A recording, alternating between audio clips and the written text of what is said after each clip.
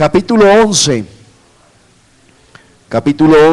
de la epístola a los Hebreos. Entre tanto que usted se ubica, quiero decirles que la iglesia de Bosa El Paraíso, nuestros inmediatos vecinos, están celebrando 11 años de la existencia de la fundación de la iglesia en Bosa El Paraíso. Ellos sí celebran su cumpleaños, en cambio Bosa La Cabaña no. Amén. Entonces ellos están celebrando 11 años de haber fundado la iglesia, y hoy en la tarde tienen un culto especial en donde se estará también celebrando el servicio de Santa Cena. Y pues nos han hecho la invitación, yo estaré allí predicando la palabra y celebrando el servicio de Santa Cena. Así que si usted quiere acompañarnos, estar en esa fiesta, pues entonces por allá nos vemos, ¿ok? No se le olvide que el salmista David dice que es bueno hacer memoria de los días, de traer a nuestra memoria sabiduría y de poder recordar las bendiciones de Dios. No es malo, no es pecado, no es verdad lo que dicen los testigos de Jehová, que celebrar fechas como cumpleaños y demás es pecado o idolatría. Eso la Biblia no lo dice. Nosotros debemos ser agradecidos con Dios por la vida que nos da. Entonces, la iglesia me decía esta mañana, nos decía el hermano Pedro Suárez, que el año que entra la iglesia de Bosa La Cabaña estará cumpliendo 20 años.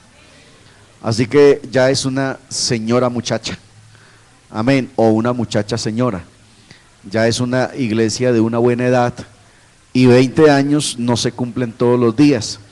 Si el Señor nos ayuda, nosotros el año que entra también estaremos cumpliendo 20 años de ministerio. Así que tenemos un 40 para celebrar. Solamente para dejarle la inquietud, quizás a alguien se le alumbre el bombillito, amén, y podamos tener una buena fiesta que hacer. Capítulo 11 de la epístola a los Hebreos, verso 8. Gloria a Dios. ¿Lo tiene? Por la fe, Abraham, siendo llamado, obedeció para salir al lugar que había recibido como herencia, y salió sin saber a dónde iba. Por la fe habitó como extranjero en la tierra prometida, como en tierra ajena, morando en tiendas con Isaac y Jacob, herederos de la misma promesa. Porque esperaba la ciudad que tiene fundamentos, cuyo arquitecto y constructor es Dios. Por la fe también la misma Sara, siendo estéril, recibió fuerzas para concebir, y dio a luz aún fuera del tiempo de la edad, porque creyó que era fiel quien lo había prometido. ¿Cuántos dicen amén?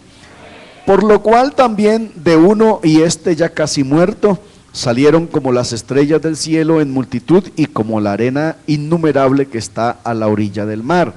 Conforme a la fe murieron todos estos sin haber recibido lo prometido, sino mirando de lejos y creyendo y saludándolo y confesando que eran extranjeros y peregrinos sobre la tierra.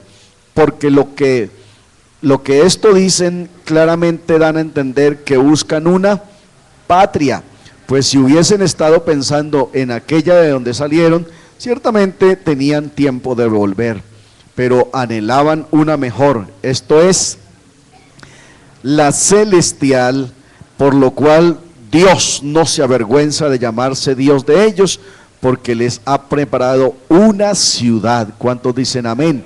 Por la fe Abraham, cuando fue probado, ofreció a Isaac, y el que había recibido la promesa ofreció su unigénito, habiéndosele dicho: en Isaac te será llamada descendencia, pensando que Dios es poderoso. ¿Cuántos creen que Dios es poderoso?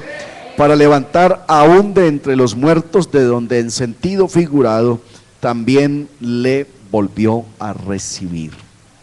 Gloria a Dios. Este capítulo o este trozo de la escritura que les estoy leyendo es la confirmación de lo que Juan visionó, de lo que Juan vio, de la visión que Juan recibió en el capítulo 21 de Apocalipsis, que es de donde vamos a trabajar esta mañana. Pero lo que quiero confrontar esta mañana es que no solamente es el pensamiento teológico de la gente neotestamentaria, sino que es el sentir que Dios le ha dado al que cree en Él y al que cree en sus promesas. Ve usted entonces que los héroes de la fe del Antiguo Testamento también esperan y murieron esperando una ciudad mejor, una gran ciudad cuyo arquitecto es Dios. Un judío por naturaleza ama entrañablemente la gran ciudad, la ciudad de Sión, la Jerusalén, la ciudad de sus padres, la ciudad de sus patriarcas. Pero sin embargo, esos hombres que algún día creyeron en su palabra, en su promesa, alcanzaron a visionar, a ver más allá una gran ciudad. Amén. Una gran ciudad, una ciudad celestial, dice el escritor a los hebreos, que es también lo que nosotros esperamos. ¿Cuánto lo esperan? Juan dice en el capítulo 21 de Apocalipsis, que es donde estamos estacionados: vi un cielo nuevo, amén, y una tierra nueva, porque el primer cielo y la primera tierra pasaron y el mar ya no existía más. O sea, el primer cielo, la primera tierra, o sea, esta tierra y este cielo que hoy tenemos y el mar que hoy tenemos dejó de existir, dejó de ser, se acabaron. Pedro dice en el capítulo 3 que el cielo y la tierra que ahora tenemos se fundieron, se quemaron con fuego. Amén. Fueron fundidos, fueron destruidos por el fuego, pero él mismo dice, pero nosotros esperamos, según sus promesas, cielo nuevo y tierra nueva, donde more la justicia de Dios. Aquí Juan, ya habiendo terminado esa escena del juicio final, entonces ahora Juan recibe la visión de lo que es eterno. Amén. Ya aquí estamos parados frente a lo que es eterno. No hay aquí cosas efímeras y pasajeras.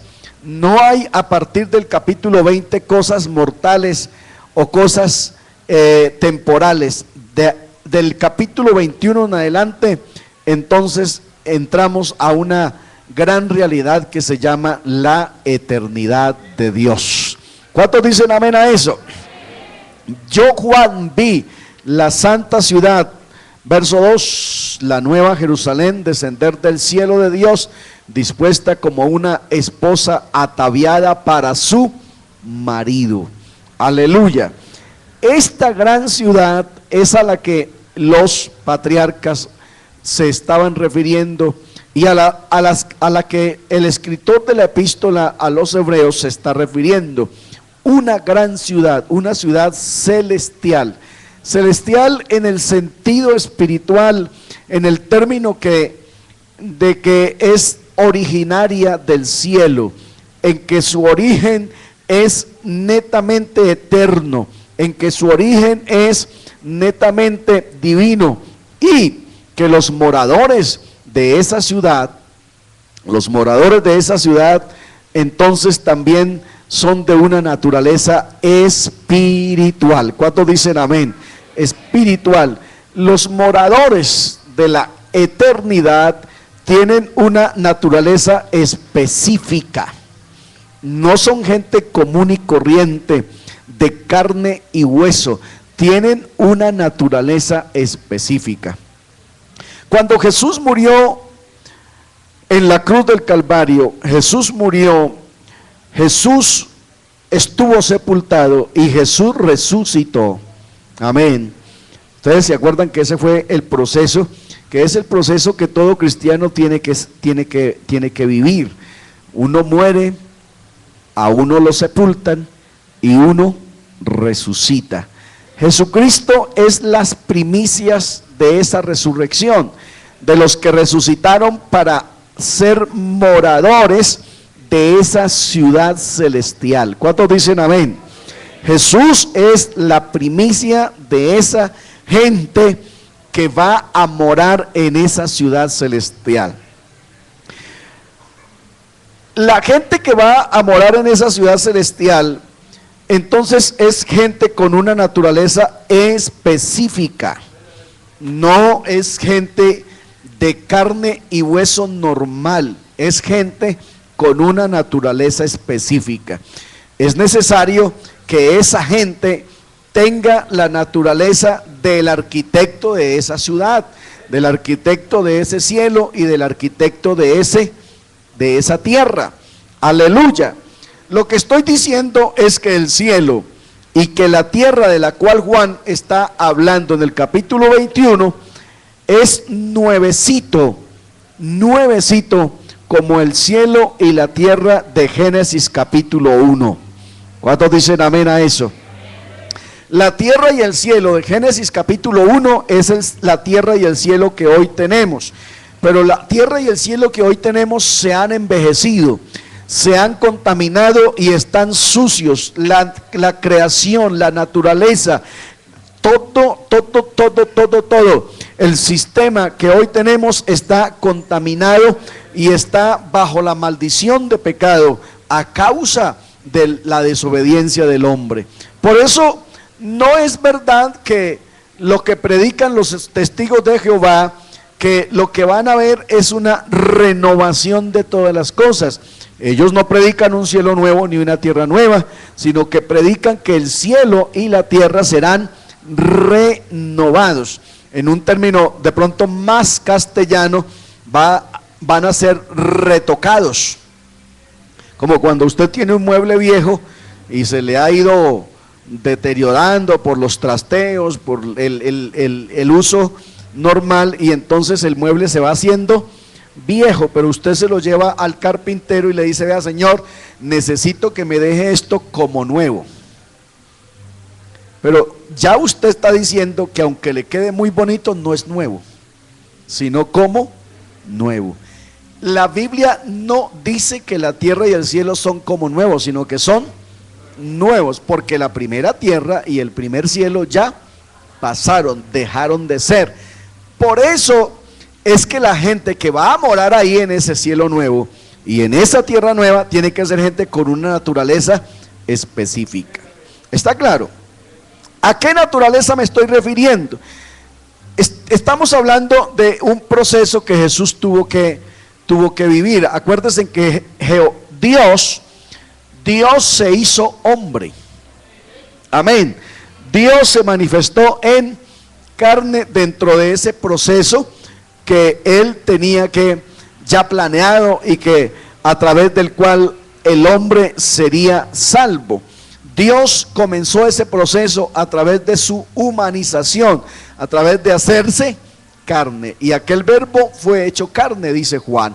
Jesús entonces es el resultado de esa propuesta. Jesús es entonces el verbo encarnado. Jesús es Dios hecho carne. Aleluya. Él tenía un propósito. El propósito era que el hombre que ha de habitar la ciudad celestial fuera creado, fuera hecho. Amén. En el Edén se creó al hombre para que habitara la tierra, pero en Cristo se ha de hacer el hombre que ha de habitar la nueva tierra y el nuevo cielo y esta ciudad. ¿Me están copiando la idea? Repito, en Edén se hizo el hombre que había de habitar esta, pero en Cristo se está haciendo el hombre, o se hizo el hombre que ha de habitar, ¿cuál? La nueva. Por eso Pablo dice: el que está en Cristo A ver si diciéndolo de otra manera nos toma fuerza la idea. Yo lo diría, el que está en Cristo, nuevo hombre es. Amén. ¿Cuál es el viejo hombre? El Adán. Pero el que está en Cristo es un nuevo hombre. ¿Cuál nuevo hombre? El que va a habitar el nuevo cielo y la nueva tierra. El hombre Adán de Génesis 1 es el hombre terrenal, el hombre de carne y hueso. Pero el hombre que sale, que es creado según Cristo, es el hombre espiritual, el hombre que tiene la naturaleza de Cristo, que es como Él o que va a ser como Él. Pablo dice, llegaremos a verlo a Él como Él es, porque seremos semejantes a Él. Siempre hemos dicho que un espíritu no se ve, y yo lo creo. ¿Cuántos creen que un espíritu no se ve? Dios es espíritu y Dios no se ve. ¿Cómo es que lo hemos de ver, siendo que Dios no se ve? Pues cuando nosotros seamos como Él. Amén. ¿Cuándo es que nosotros seremos como Él? ¿O a qué se refiere que nosotros seremos como Él? Decía que Jesús murió, Jesús fue crucificado, Jesús murió y Jesús fue sepultado, pero también sabemos que Jesús resucitó. Cuando Jesús resucitó, ustedes recuerdan una escena que se le apareció o llegó al sepulcro una mujer, amén, que habiendo hablado con Jesús y creyendo ella que hablaba con el centurión o con el que cuidaba la tumba, ella creyó que está, pero cuando ella se da cuenta que es Jesús, entonces ella dice, Raboni, y lo va a agarrar, le va a echar mano, y Jesús le dice, quieta ahí muchacha, no me toque, porque aún no he sido glorificado o aún no he subido a mi Padre. Amén. Aún no he sido glorificado, aún no he subido a mi Padre. La pregunta es, ¿por qué cree usted que Jesús no permite? Escúcheme, ¿por qué cree usted que Jesús no permite? ¿Cuál es la excusa? ¿Cuál es la explicación que Jesús no permite que ella lo toque? Si antes todo mundo lo había tocado. El día que Jesús dijo, alguien me ha tocado, los discípulos le dicen, pero Señor, ¿qué tonterías dice? No alguien, todo mundo te toca, todo mundo te aprieta, no ve la multitud como nos acosa, todo mundo te toca como dices que alguien me ha tocado.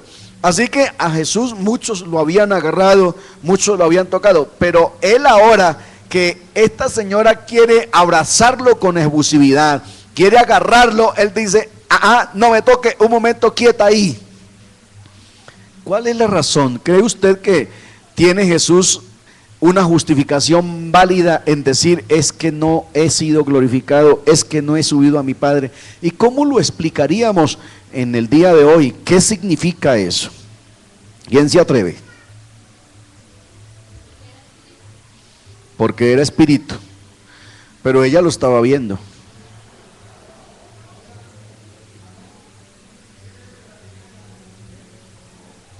¿Quién dice algo más?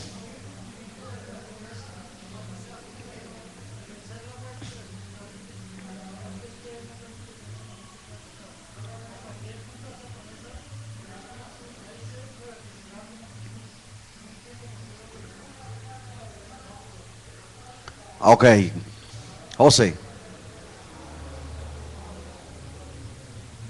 no le oigo. Para no contaminarse del pecado de la mujer. ¿Y por qué antes no se había contaminado? No había muerto, y entonces los que no mueren sí se contaminan, y los que no mueren tampoco. ¿Cómo sería ahí? Señor, ¿Dios fue diferente? Ok, listo. ¿Quién dice algo más? ¿Cómo lo explicaría usted? ¿Por qué Jesús no quiere que la muchacha lo agarre ahora si antes sí lo habían agarrado?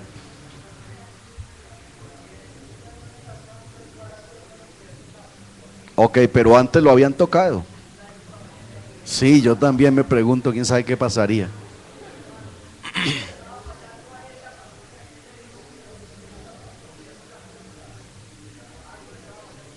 Yo también creo. ¿Quién dice algo más? ¿Quién dice algo más? ¿Cuál es la razón? ¿Cuál es la explicación suya? ¿Por qué ahora Jesús sale con el cuento no me toque? Señor, ¿quién dijo? Pero hábleme duro, que es que el portal llanero no me dejó ir. Hermana, qué pena, pero alguien que me traduzca.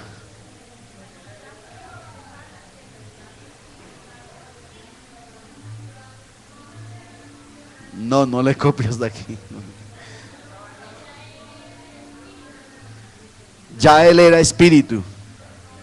Bueno, no, sí, eso es una parte. Él ya era espíritu, pero ahí era espíritu, pero tenía forma. Ya tenía forma. Tanta forma tenía que días después lo vemos comiendo pescado con Pedro en la ribera del mar. Así que si era espíritu, un espíritu, ¿qué pescado va a comer? Pero Jesús está comiendo pescado unos días después con Pedro a la orilla del mar. ¿A alguien se le ocurre otra locada por ahí, otra cosa? Diga algo. Aquí estamos ahí aprendiendo, hermanos. Señor, ¿quién dice algo más? Listo, entonces vamos a dejar que el hermano Dinas desempantane esto. A ver, hermano Dinas, ¿qué se le ocurre a usted?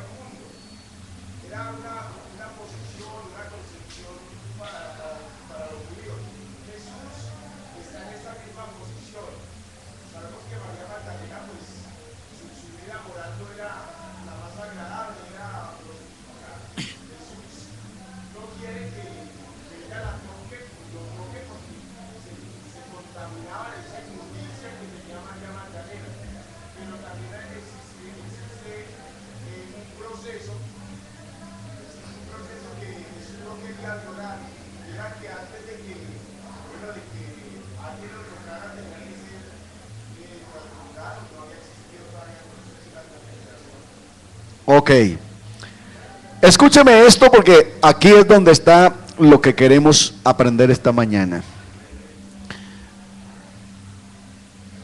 Jesús comenzó un proceso que se llama el proceso de la salvación. Por eso estamos hablando de Dios se hizo carne. ¿Para qué se hizo carne? Para cumplir el proceso. Como Dios y siendo el Espíritu era imposible hacerlo, por eso tuvo que hacerse hombre. Ok, solo que la Biblia dice que ese hombre era sin pecado. Ok, la ley era tan estricta, la ley era tan exigente, que cuando una dama tenía su período, estaba en su mes, uno no podía ir al templo. Gracias a Dios que ya no es así. Pero la dama en su periodo, en su mes, no podía ir al templo. Y en su periodo o en su mes, ella tenía que poner una señal en su cabeza, una cinta roja. Tenía que poner una señal. Y eso decía que ella estaba inmunda. Eso era la ley. Y cualquiera que tocara a la señora en el tiempo de su menstruo también quedaba inmundo. Y la señora, terminado su período, sus 3 días de su período, tenía que presentar una ofrenda y tenía que purificarse por 7 días. Eso era la ley. Amén. Alguien moría y usted iba y tocaba el muerto, usted quedaba inmundo. y eso lo obligaba a hacer otra ofrenda por su purificación. Así que hay pecadores que son practicantes del pecado, y a eso es que Pablo se refiere cuando dice una iglesia que no tuviese ni mancha ni arruga.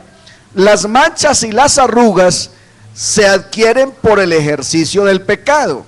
O sea, cuando usted es pecador, ejercita el pecado, pero la contaminación se recibe por la polución del pecado.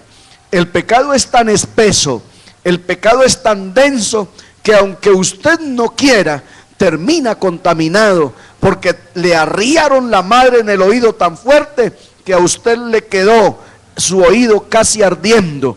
Usted acaba de ver una inmoralidad tan degradante con sus ojos, que usted dice: Dios mío, perdóname. Usted acaba de decir, de coger cosas que de una u otra manera están contaminadas, que aunque usted no es un practicante del pecado, termina estando contaminado por el pecado. Aleluya. Por eso el salmista David hizo la oración: purifícame con hisopo, lávame y seré más limpio de mi maldad, porque yo reconozco mi rebelión y mi pecado está siempre delante de mí. Amén.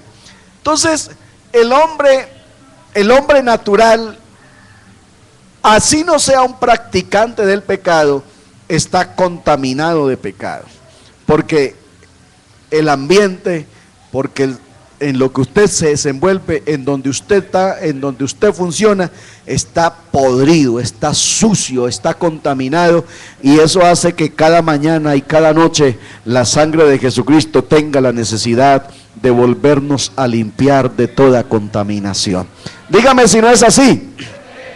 Usted abre las páginas del periódico y ahí ya le aparece la señora casi desnuda, y si usted no es sabio y no quita su mirada de ahí, entonces da lugar para que unos buenos largos pensamientos se le atraviesen, y entonces usted termine diciendo: pero qué pesar, es un periódico, lástima que no esté en vivo y en directo.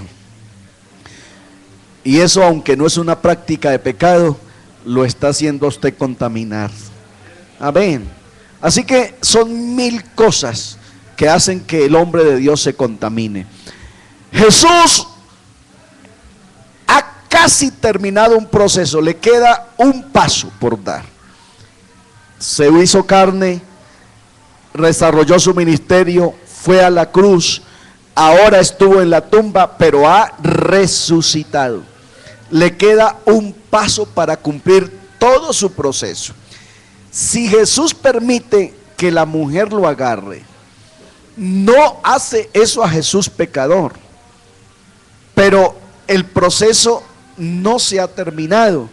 Por eso él dice: no me toques, todavía no, más adelante me puede agarrar, pero ahora no me agarre, porque el proceso no ha terminado, me queda un paso para dar, y es que tengo que subir al Padre. O sea, tengo que regresar a mi estado natural. Amén. ¿Por qué? Porque el estado natural de Dios hace que el pecado no lo pueda corromper. Amén. Es lo que Dios quiere que la iglesia entienda. Mientras la iglesia esté sembrada aquí en la tierra, nosotros estamos expuestos o a pecar o a ser contaminados por el pecado.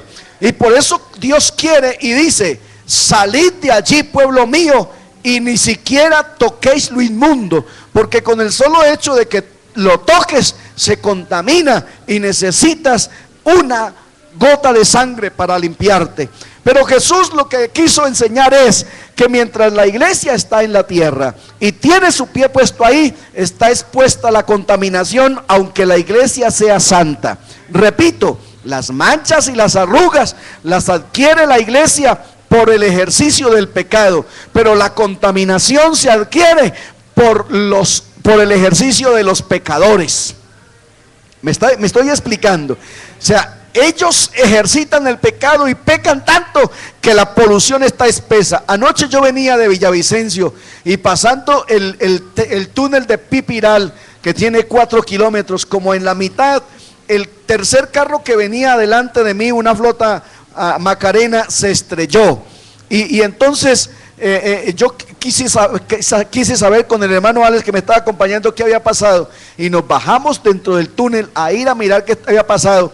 Y jamás había sentido en mi vida un ambiente tan pesado, tan ahumado, tan descompuesto. Había polución que casi se podía agarrar por manotones. Y ahí entendí yo que el pecado está igual. O sea, está tan espesa la oscuridad de las tinieblas, está tan sucio el mundo, que si uno a diario no se presenta delante de Dios para que lo santifique nuevamente, uno será tan pecador como el mundo, porque el mundo está contaminante.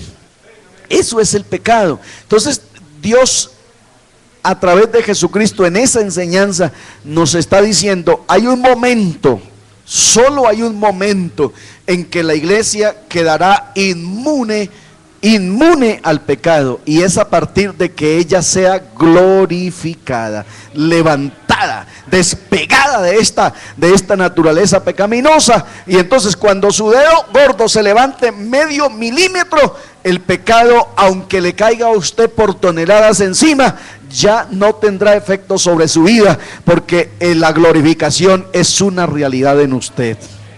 Entonces, ¿qué es lo que dice Pablo?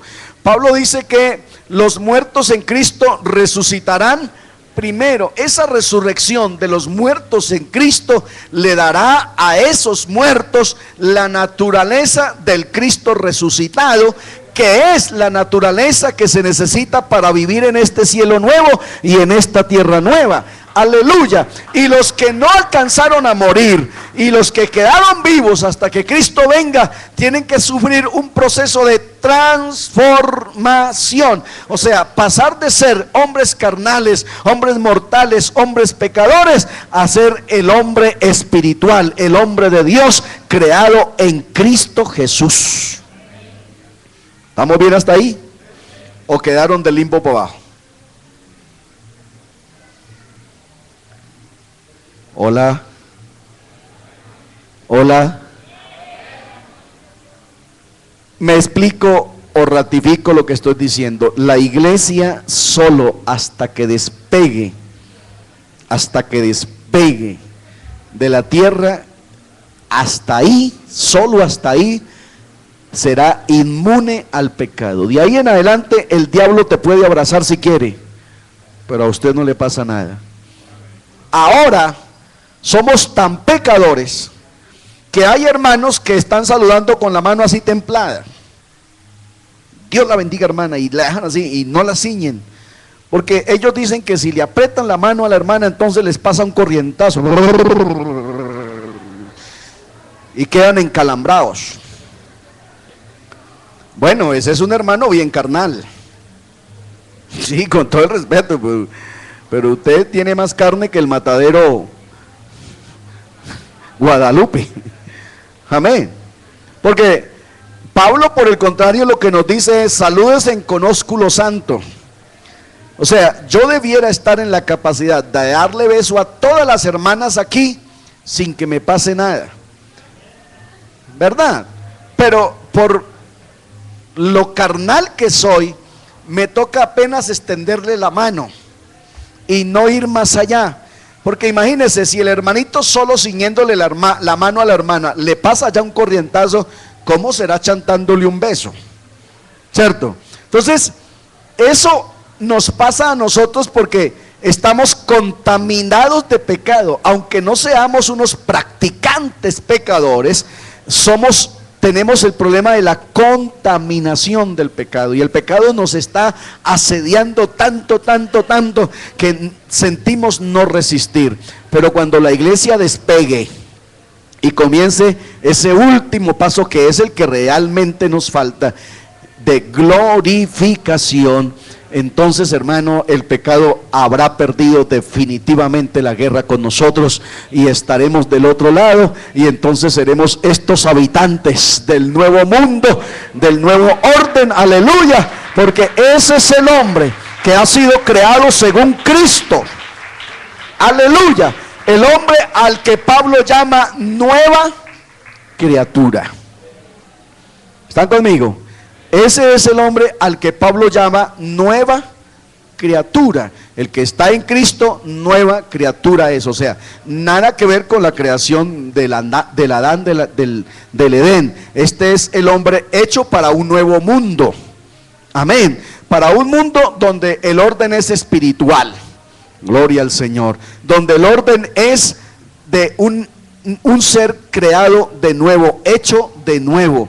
Aleluya. Porque este mundo, acuérdense que este mundo no va a tener diablo.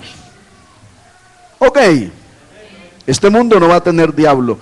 Cuando el Señor hizo el cielo y la tierra que ahora hay, ya había diablo. Amén. Porque usted encuentra que la tierra estaba desordenada y vacía. O sea, en realidad, Génesis capítulo 1 no nos cuenta la verdad de las cosas. Génesis capítulo 1 comienza diciéndonos que el Señor va a reordenar las cosas porque alguien se las despelotó, porque alguien se las desordenó, porque alguien vino y hizo un despelote. Así que cuando ese nuevo orden comienza, entonces era porque ya había un ser por ahí que le gustaba desbaratar las cosas que Dios ha hecho bien. Así que Dios le da un orden, aleluya, establece unas leyes y pone unos parámetros. Pero este mundo ya tenía diablo. El mundo nuevo, el cielo nuevo y la tierra nueva tiene la bendición, la grande bendición de tener solamente un Dios que se convertirá en el tabernáculo de los hombres, aleluya, y estará Dios como su pueblo. Ellos serán mi pueblo y yo seré a ellos como su Dios. ¿Cuántos dicen amén a eso? Aleluya.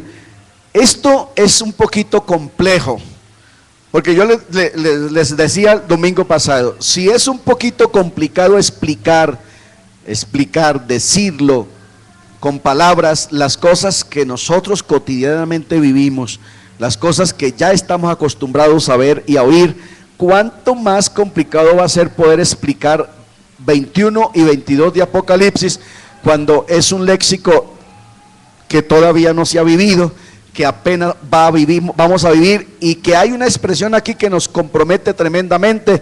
He aquí yo hago nuevas todas las cosas. O sea, es un mundo eso, nuevo. Amén, nuevo, y que es muy difícil explicarlo. Solamente vamos a llegar hasta donde Dios nos lo permita y hasta donde Dios nos lo revele. Lo demás tendremos que esperar estar allá para entenderlo. Ahí, repito, es donde cabe el término, lo entenderemos todo más allá. Cuando estamos diciendo entenderemos todo más allá, no es nada de lo de aquí que lo vamos a entender allá, porque lo de aquí, ¿para qué quiero entenderlo allá? Tengo que entender es lo de allá, allá. Lo que yo no sea capaz de explicarle a usted aquí, de lo de allá, usted lo va a entender allá. Amén. El problema es que usted quiere entender cosas que le pasaron aquí y allá. ¿Para qué las quiere entender ya si ya le pasaron? Amén. Ya deje eso quieto, ya deje ese muerto quieto. Amén. Hay que preocuparnos es por entender las de allá. ¿Cuántos dicen amén a eso? Yo, Juan, verso 2, vi la santa ciudad, la nueva Jerusalén, descender del cielo. Aquí hay otra incógnita, otra pregunta que nos nace. ¿Qué es una santa ciudad? ¿Qué es una iglesia? ¿Qué es una esposa? Vi la santa ciudad descender del cielo de Dios. Hay otra pregunta que sale aquí. ¿Cuántos cielos hay? ¿El cielo de Dios y otros, o el cielo de Dios y nada más? El cielo de Dios dispuesta como una esposa ataviada para su marido. Así que ¿qué es? Una ciudad física, normal, es una iglesia, es una esposa. ¿Qué es? Oí una gran voz del cielo que decía: he aquí el tabernáculo de Dios. Al fin, ¿qué es? ¿Es una ciudad? ¿Es una esposa? ¿O es el tabernáculo de Dios con los hombres? Y Él morará con ellos, y ellos serán su pueblo, y Dios mismo estará con ellos como su Dios. enjugará Dios todas las lágrimas de los ojos de ellos, y ya no habrá muerte, ni habrá llanto, ni clamor, ni dolor, porque las primeras cosas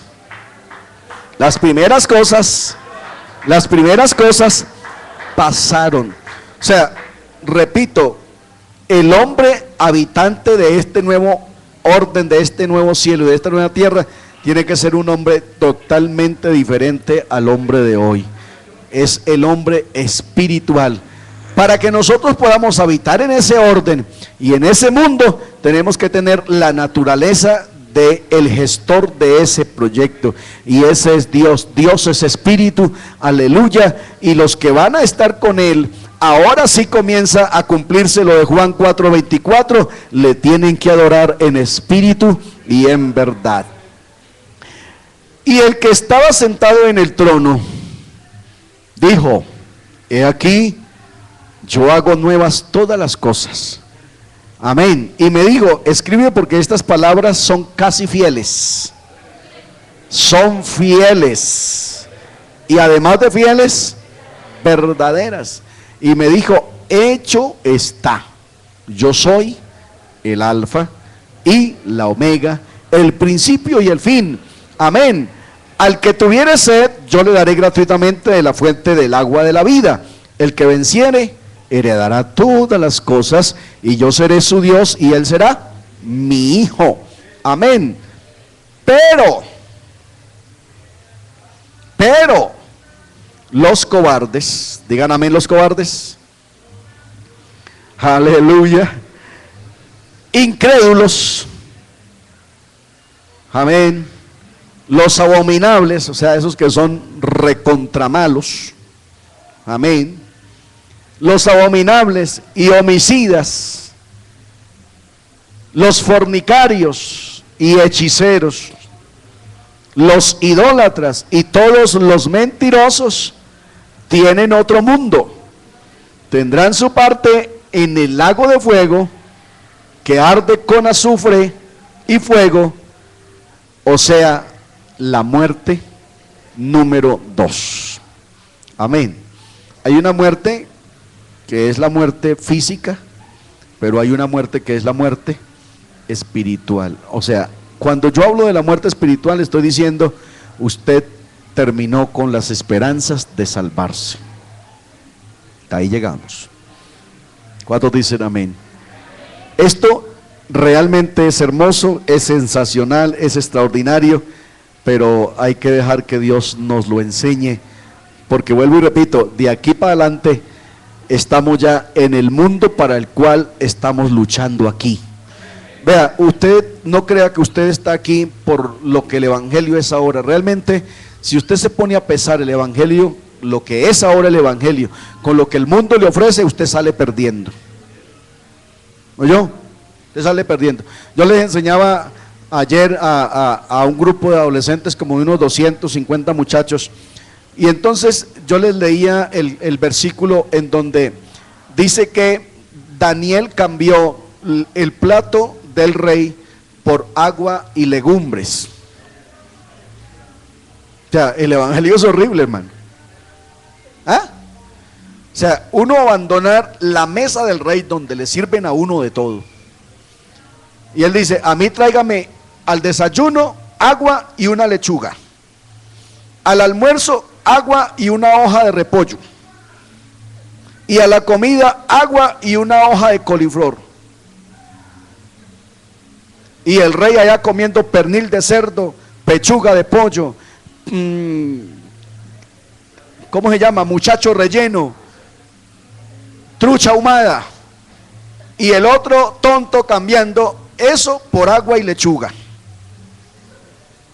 Amén. Pero es que el asunto está en haber entendido.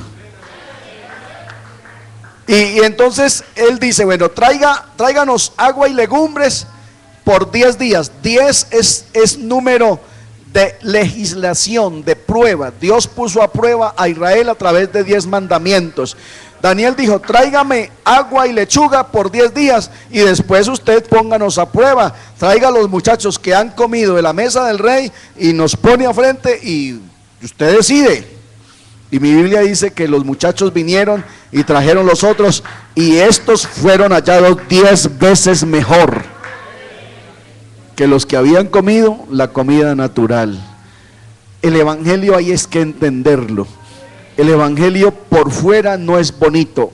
Isaías con su cámara fotográfica le sacó una foto al evangelio y dijo: es como raíz de tierra seca, o sea, horrible. No hay parecer en él, no es atractivo para que le deseemos. Pero cuando él empieza a describir los beneficios del evangelio y dice: por su llaga fuimos nosotros curados, él llevó nuestros pecados, cargó la carga de todos nosotros. Así que comienza a mostrar la feura del evangelio por los resultados del evangelio, y eso es lo que nos tiene a nosotros aquí conquistados, porque por ese evangelio que parece horrible somos salvos. ¿Cuántos dicen amén? Aleluya. ¿Cuándo en realidad vamos a ver el evangelio del color, de la forma y del sabor que es? Cuando lleguemos aquí. Ahí usted se va a dar cuenta que valió la pena haber llorado, haber derramado lágrimas, haber pasado la necesidad, porque aquí se ha de manifestar lo que hemos de ser. ¿Cuántos dicen amén a eso? ¿Cuántos dicen amén a eso? Que el Señor nos ayude a estar allí, porque sería muy triste para usted haber luchado y no llegar. Amén. No importa cómo llegue, pero llegue. Así sea arrastrándose. El problema no es que usted esté en el piso, el problema es que usted esté derrotado. Si está en el piso pero no está derrotado, eche para adelante. Que así sea arrastrándose, hemos de llegar, hemos de ir, hemos de estar ahí presentes para cuando el Señor nos llame a la lista. Gloria a Dios. Te damos gracias, Señor Jesús.